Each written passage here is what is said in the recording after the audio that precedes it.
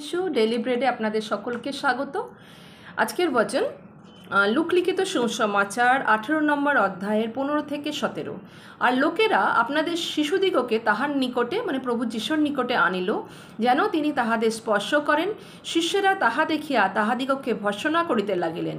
কিন্তু যিশু তাহাদিগকে নিকটে ডাকিলেন, বলিলেন, শিশুগণকে আমার নিকটে আসিতে দাও, উহাদের বারণ করিও না, কেননা ঈশ্বরের রাজ্য এই মতো লোকদেরই।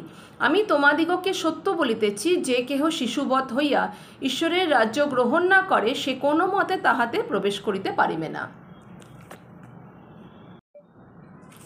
চলুন আমরা এই বচনটাকে নিয়ে একটুখানি বিশ্লেষণে যাই।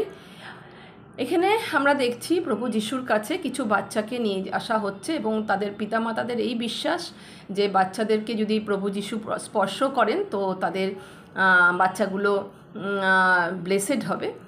তো এরকম আমরা অনেকেই ভাবি আমাদের বাচ্চাদেরকে আমরা অবশ্যই পরমেশ্বরের কাছে নিয়ে আসব, কিন্তু এখানে দেখা যাচ্ছে কিছু তার শিষ্য ভর্ৎসনা করছে যে তোমরা নিয়ে যাও, এই জায়গায় শিশুদের কি কাজ।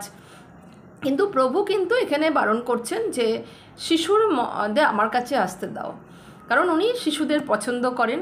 উনি তখনও পছন্দ করতেন, এখনও শিশুরা তার কাছে বিশেষভাবে প্রিয়।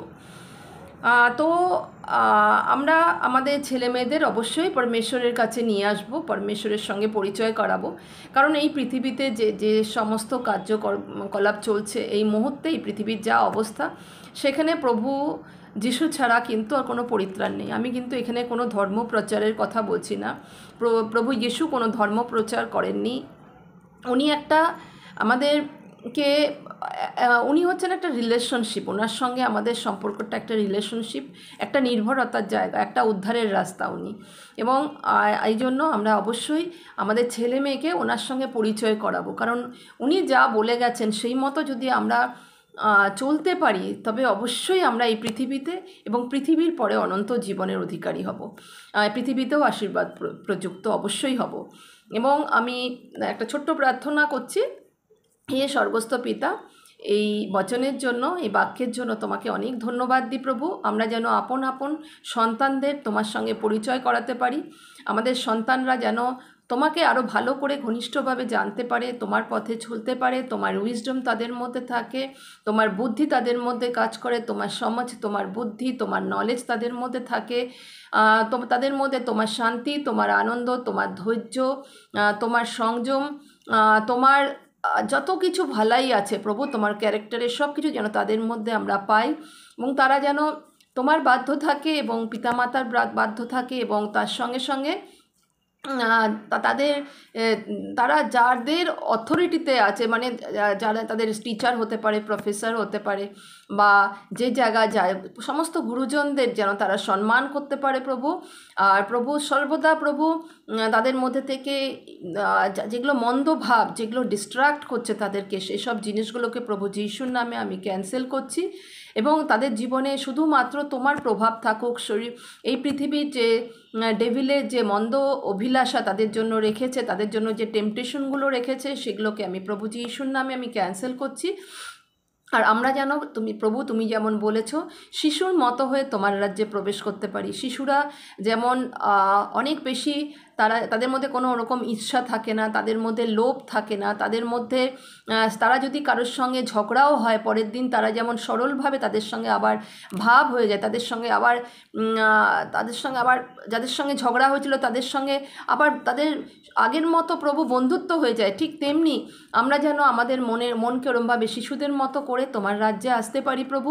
আমরা যেন আমাদের মনের থেকে সমস্ত রকমের মন্দ ভাব, মন্দ ইচ্ছা, জেলাসি আমাদের মধ্যে থেকে, কারোর উপরে যে কারোর উপরে রাগ, যেটা নাকি অনেক দিন ধরে আমরা পুষে রেখেছি, এই জিনিসগুলোকে যেন আমরা ত্যাগ করে, শিশুরা যেমন চট করে প্রভু সব কিছু ভুলে গিয়ে আবার বন্ধুত্ব করতে পারে, এরকম আমরা যেন আমাদের যেসব রিলেশনশিপগুলোতে আমরা ফেইল হয়ে গেছি, যেসব রিলেশনশিপগুলোর মধ্যে শত্রু কাজ করছে, যেখানে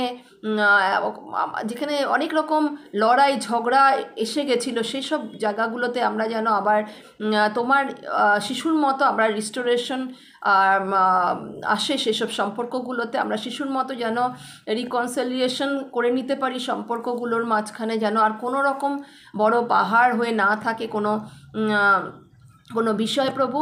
আর প্রভু আমরা যেন শিশুর মতো সরল হয়ে, সিম্পল হয়ে প্রভু তোমার উপর সম্পূর্ণ আস্থা রাখতে পারি, যেমন একটা শিশু তার পিতার উপরে সম্পূর্ণ আস্থা রেখে চলতে পারে।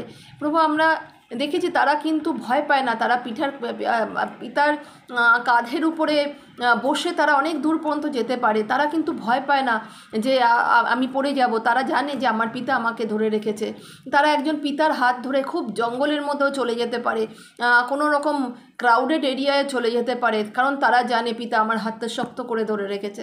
ঠিক তেমনি প্রভু যিশু আমরা যেন তোমার উপরে সরল আর সম্পূর্ণ বিশ্বাস নিয়ে আমরা যেন তোমার একদম চোখ বন্ধ করে যেন তোমার উপরে বিশ্বাস রাখতে পারি, এবং তুমি যেমন চাও তেমনভাবে আমরা এই পৃথিবীতে চলতে পারি প্রভু।